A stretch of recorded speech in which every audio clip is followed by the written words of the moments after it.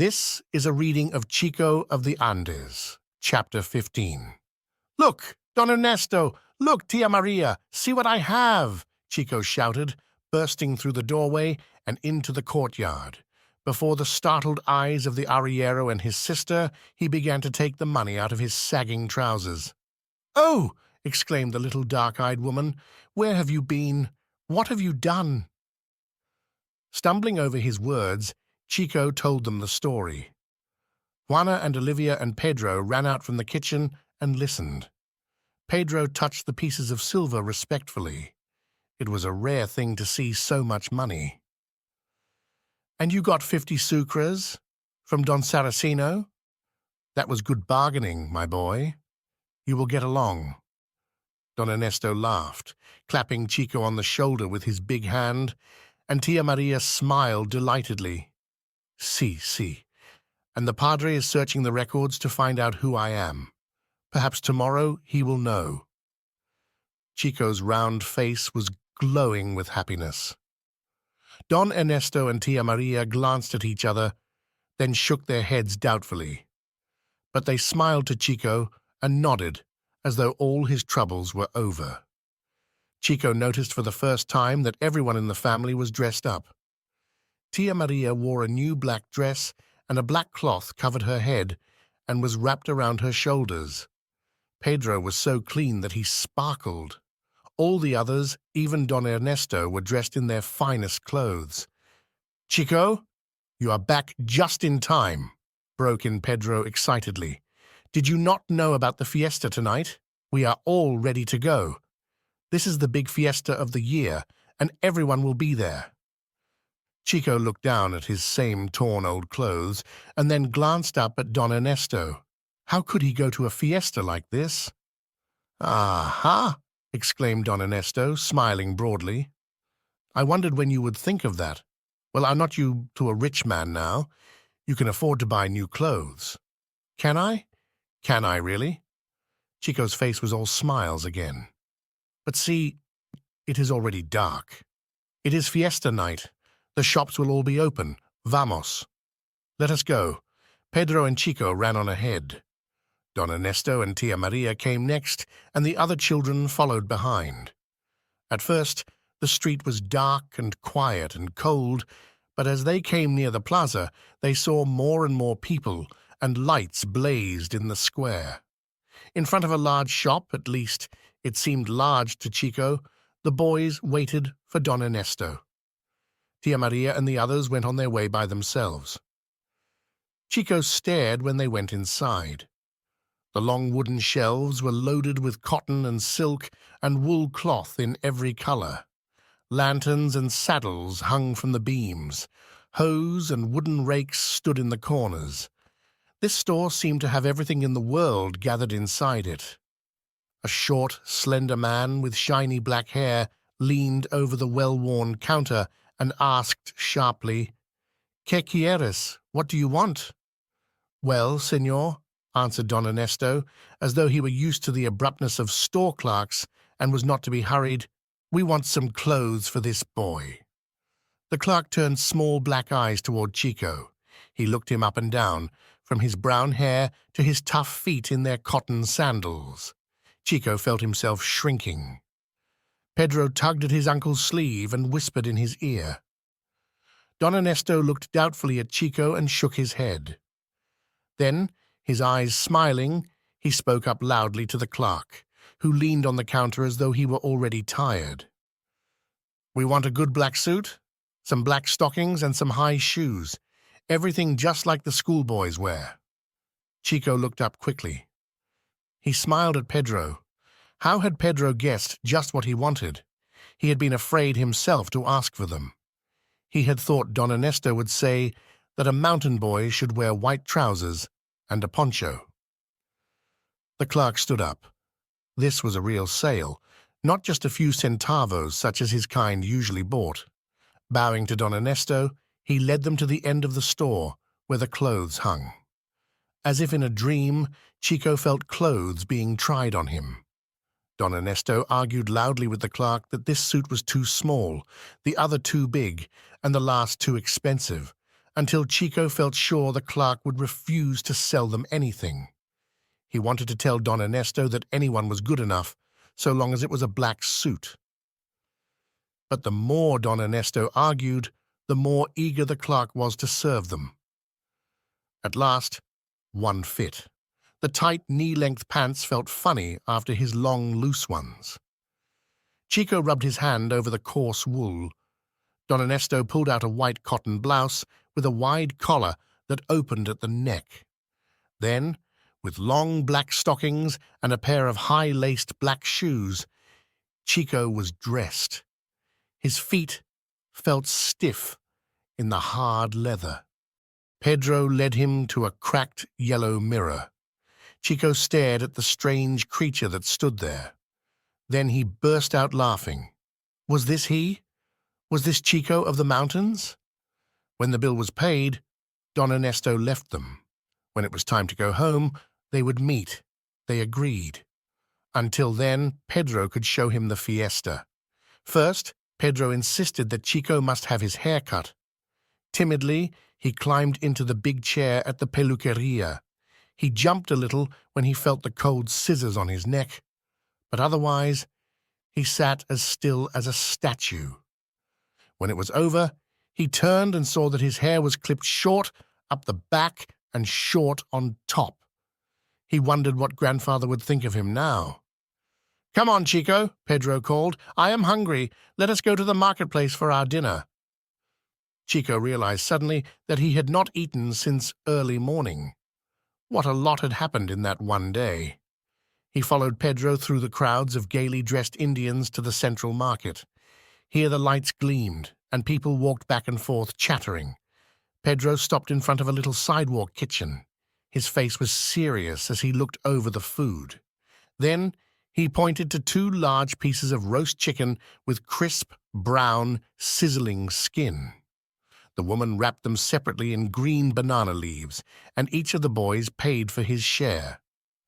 Chico was so hungry that he wanted to sit down at once and eat. But Pedro said they had only started, and led him from one kitchen to another. At last their hands were full of the little bundles of food. They had boiled rice, rich with red-colored fat, great kernels of white corn, boiled until the skin popped, slices of fried pork, and small rolls of white bread, such as Chico had never tasted before. They found a bench to sit on and silently ate their way through the mountain of food. Then, sighing happily, they smiled at each other. Chico liked his new friend, Pedro. At first he had been too shy to talk to him. But Pedro's brown eyes sparkled with fun, and he talked so much that Chico could not remain timid for long. Soon he, too, was chattering, asking about this thing and that. Chico, now that he had eaten, waited for Pedro to tell him what they would do next. Pedro knew everything about the city. If Chico stayed there for a year, he would never, he thought, know as much. Just then, from overhead in the black sky, came a loud pop. The real stars were overshadowed by a burst of sparkling lights. Chico jumped. He was so startled that he almost climbed under the table. Pedro laughed. "It is the signal that the fiesta begins. Let us hurry to the church." Pedro led the way. Keeping away from the crowded streets, he ran down the alleys until they came once more to the great plaza where the cathedral stood. The doors stood open, and the light of 100 candles poured out into the street. Inside, the church was crowded with worshippers. There was barely room for the 2 boys to slip in and stand against the back wall. Chico watched Pedro. When he knelt on both knees and bowed his head, Chico did the same. The service seemed to be over, and the church began to rustle with the excited movements of many people. The women, in their black headcloths, looked up at the red paper rosettes which decorated the walls and ceiling. Incense drifted through the warm, candle-lit air. Chico felt an elbow poke him gently. Pedro was pointing toward the figure of the Christ. Chico looked and saw his fine hat resting on top of the figure. He nodded his head to show Pedro that it was his hat. A fierce pride rose in him to think that he, Chico, had a part in this beautiful celebration. From the far end of the cathedral, voices suddenly rose in a stately chant. Everyone stood up and peered toward the sound. "The procession is forming," whispered Pedro. Chico stared. Down the long aisle came pairs of figures, one pair after another. Each person carried a long white candle, its flame flickering. As they walked, they chanted solemnly. As the procession moved on toward the doors, other people slipped into line behind the last couple. Slowly, like a giant serpent, the line grew longer and wavered toward the doors. The chant increased. At last, the end of the procession came opposite the two boys. Pedro grasped his friend's arm and pulled him along. Before Chico knew it, someone had thrust a lighted candle into his hand, and he was walking beside Pedro in the line. The procession wound in and out and around the plaza. It was so long that sometimes the dueño, who had paid for the mass and bought the candles, was right behind Chico and Pedro, who were almost the last. Then suddenly, a rocket burst overhead and showered them with stars. Then came another and another. The procession broke up. The neat double line of people became a crowd of milling, jostling, laughing people. Now the real fun would begin. That was a wonderful night for Chico. It was his first fiesta, and everything was new. He stared and stared at the fireworks that shot up into the air. He gaped at the hundreds of people in their holiday clothes. He drank the cold, sweet drinks which a man in white clothes sold from a little wagon. Pedro soon found some of his school friends. At first, Chico was shy, but before long, he was part of the group that raced from one section of the plaza to another. Sometimes they played tag among the crowds of people. Then, when they were tired, they sat down to watch the sights. A group of Panama hat weavers was dancing in one corner of the plaza. Each person was dressed in a mask. Some looked like bears, some like goats. They danced back and forth and around each other in a slow, stiff-legged dance. One man beat a drum. Later, a group of other dancers came down the cobblestone street. They carried a long pole with streamers attached to the top. Holding the streamers in their hands, the dancers pranced in and out around the pole. Above all, there was music. In the bandstand, the military band played heartily. It set Chico's feet to tapping. It was so loud and gay. When these players were tired and went off to search for a cool drink, a group of Indians with their own pipes and drums began to play, so that the people all started to dance. And the fireworks went on. There was always some new burst that made the people gasp and stop their dancing to watch. It was late, and Chico's eyes were dazed with all the sights when Don Ernesto and Tia Maria pushed through the crowd looking for them.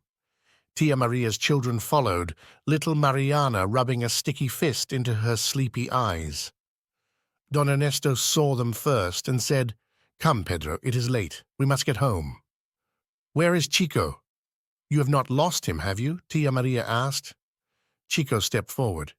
"Here I am, Senora," he said. "Is it really you?" "I did not know you," she said in surprise. Chico smiled. Tia Maria had not recognized him in his new clothes. "The bonfire has not been set off yet. Chico must see that. Can we not stay a little longer?" begged Pedro. Just then, a deep cheer rose from the hundreds of people in the plaza. Everyone turned to face a giant pile of wood that had been set up in the square. Don Ernesto lifted the smallest girl to his shoulder, and the boys crawled through the legs of the people to get up front. There was a deep hiss from the wood. Sparks shot out. Before Chico's startled eyes, the bonfire turned into a shimmering mass of light. It burned brightly. A great "ack" burst from the crowd. Slowly, the light of the fire died down. The people began to move out of the square. The lights went out as Don Ernesto and his family walked toward home. Chico sighed. The fiesta was over.